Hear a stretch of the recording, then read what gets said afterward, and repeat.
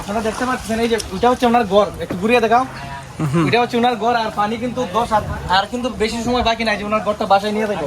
আমি একটা জিনিস আপনাদেরকে দেখাই, এখানে দেখেন এটা কিন্তু শক্ত মাটি ছিল। এই যে এই যে এই যে এই যে দেখতেছেন কতটুকু দাবিয়ে গেছে, এই যে দেখেন, মানে এই দাবার কারণে বোঝা যাচ্ছে যে পানিটা কিন্তু ওনার ঘরটাকে একটু করে বাসায় নিয়ে যাইব। শুরু করিতেছি মহান আল্লাহর নামে, যিনি পরম করুণাময় এবং অত্যন্ত দয়ালু। বন্যার হাত থেকে বাঁচতে পারে না আমাদের পুরো বাংলাদেশ, বাদ গেল না আমাদের চুনারঘাটও। আমরা এখন দাঁড়িয়ে আছি চুনারঘাটের কাচুয়া গ্রামে।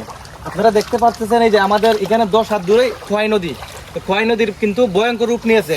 আর আমাদের ওই যে বাইতে দাঁড়িয়ে আছেন, ওনার বাড়ি হচ্ছে এখানে, ভাইয়ের নাম হচ্ছে গৌরাঙ্গ, উনি হিন্দু সম্প্রদায়ের লোক। আসলে এখানে কিন্তু ডেঞ্জার জোনে পরিণত হয়েছে, কিছুক্ষণের মধ্যে ওনার বাড়িটি গাঙ্গে বাসি নিয়ে যেতে পারে। কিন্তু আমরা ওনাকে সাহায্য করার জন্য এখানে আসছি। আমি সবার প্রতি আকুল আবেদন জানাচ্ছি, বিশেষ করে ব্যারিস্টার সুমন ভাইয়ের প্রতি আমি আবেদন জানাচ্ছি, যদি আপনি ভিডিওটি দেখে থাকেন অবশ্যই একটু খোঁজ নেওয়ার চেষ্টা করবেন যে ওনাকে কিছু করা যায় কিনা। আর আমার পাশে দাঁড়িয়ে আছেন আমাদের 3 নং ইউনিয়নের চেয়ারম্যান সাহেব, ওনাকে আমি কিছু বলবো, ওনাকে নিয়ে কিছু বলার জন্য। আসলে আমি অত্যন্ত ভারাক্রান্ত মন নিয়ে এখানে আসছি, যে আমি দেখলাম আমার গৌরাঙ্গ কাকার অবস্থা। আপনারা দেখতে পাচ্ছেন যে পানি আর 10-15 ফিট দূরে বাড়িটি যে কোনো সময় খোয়াই নদী ভাসিয়ে নিয়ে যেতে পারে। আসলে বন্যার কাছে কোনো শক্তিশালী কোনো কিছুই টিকতে পারে না। তো এখানে গৌরাঙ্গ মামা আসলে অনেক দিন ধরে এখানে বসবাস করে, 2 শতক জায়গার উপরেই ওনার বসবাস। এই জায়গার বা এই বাড়ির মায়ায় উনি আসলে সরতেও পারতেছে না।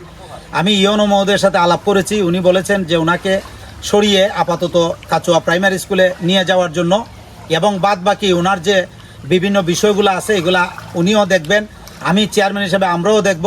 এবং এখানে আমার ছোটো ভাই একটা লাইভে এসেছে, আমি সকলের উদ্দেশ্যেই আহ্বান করব যে আসলে আমরা এই সবাই যেন সবার জায়গা থেকে সাহায্যের হাত বাড়িয়ে দেই, তাদের পাশে দাঁড়াই, এবং তাদের ভবিষ্যতে তাদের যেন ভালোভাবে খেয়ে থেকে তারা বসবাস করতে পারে, সেই দিকটি যেন আমরা নিশ্চয়তা দিতে পারি। সকলের ধন্যবাদ। আমরা সকলের পাশে দাঁড়াই, এই বন্যা দুর্গতদের পাশে আমরা যেন দাঁড়িয়ে সকলের সাহায্য করতে পারি। সবাইকে ধন্যবাদ। আর এদিকে দেখাও, আপনারা এদিকে আমি সামনে নিয়ে দেখাইতেছি যে ঘরের কাছে কিন্তু ফাইনে আছে, আর খুব একটা বেশি দূর নাই। এই লাইটটা এদিকে আনো। আপনারা দেখতে পাচ্ছেন এই যে এটা হচ্ছে ওনার ঘর, একটু ঘুরিয়ে দেখাও। এটা হচ্ছে ওনার ঘর, আর পানি কিন্তু 10 আর কিন্তু বেশি সময় বাকি নাই যে ওনার ঘরটা বাসায় নিয়ে যাবো। আমি একটা জিনিস আপনাদেরকে দেখাই, এখানে দেখেন এটা কিন্তু শক্ত মাটি ছিল। এই যে এই যে এই যে এই যে দেখতেছেন কতটুকু দাবিয়ে গেছে, এই যে দেখেন, মানে এই দাবার কারণে বোঝা যাচ্ছে যে পানিটা কিন্তু ওনার ঘরটাকে একটু করে বাসায় নিয়ে যাইব। এই জায়গাটা অনেক নরম হয়ে গেছে। এই যেখানে একটা ওই রান্না করার ঘর ছিল, এই ঘরটা মানে বাসায় নিয়ে গেছে।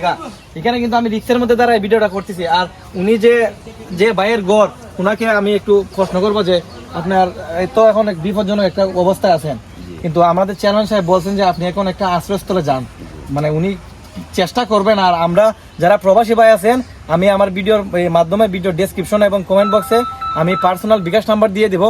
যারা ওনাকে সাহায্য করতে চান অবশ্যই বিকাশে আপনারা টাকা পাঠাতে পারেন। আর বিশেষ করে ব্যারিস্টার সুমন ভাইয়ের আবেদন জানাচ্ছি, আপনি যদি ভিডিওটি দেখে থাকেন অবশ্যই ওনার প্রতি নজর নেবেন এবং দেখবেন যে ওনাকে ভালো কিছু করা যায় কিনা। সবাই ভালো থাকবেন, সুস্থ থাকবেন। আসসালামু আলাইকুম।